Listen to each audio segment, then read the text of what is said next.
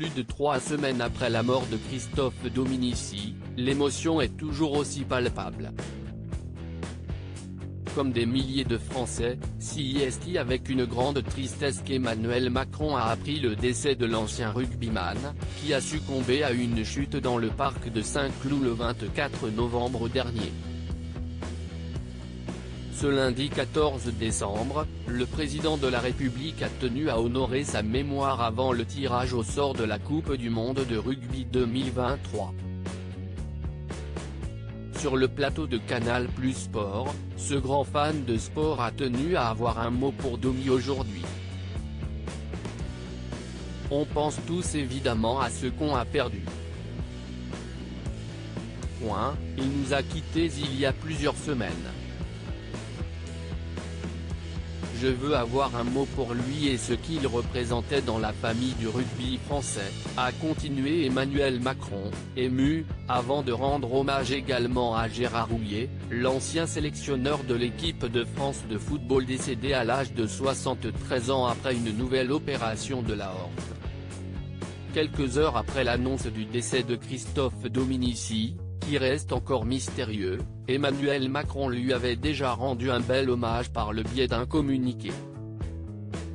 Le président de la République salue un immense joueur qui a fait briller les couleurs de la France dans les stades du monde entier. Il adresse à sa famille, ses proches et ses admirateurs, ainsi qu'à tous les passionnés du ballon ovale, ses plus sincères condoléances, pouvait-on lire dans ce texte transmis par l'Élysée. Dans celui-ci, Emmanuel Macron se souvenait d'un joueur et d'un homme unique qui tout au long de sa carrière, s'était imposé comme l'un des meilleurs ailiers au monde. Dieu du stade, il accompagne aussi la révolution médiatique du rugby. Sur le terrain comme en dehors, le petit Domi est devenu une grande légende, lisait-on encore dans ce communiqué émouvant. Christophe Dominici a sublimé un rugby de vitesse et d'évitement, un rugby de panache, un rugby de rire, de larmes et d'amour. Christophe Dominici a été enterré quelques jours après la mort de Christophe Dominici, le parquet de Nanterre a communiqué les résultats de l'analyse toxicologique effectuée sur le quintuple champion de France. Les premiers résultats des analyses toxicologiques indiquent l'absence de produits stupéfiants ou d'alcool dans le sang de la victime, indiquait-il, tout en ajoutant que des traces de médicaments psychotropes en concentration peu élevée ont été retrouvées.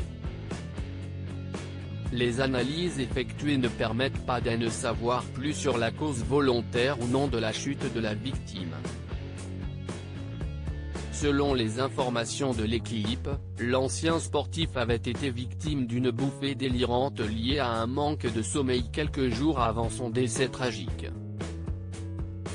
Il se disait notamment poursuivi par des hommes en uniforme et armés, qu'il assimilait à des policiers d'une brigade anticriminalité ou des gendarmes de l'unité d'élite du GIGN, assurait une source. Christophe Dominici a été enterré auprès de sa sœur dans la plus stricte intimité familiale.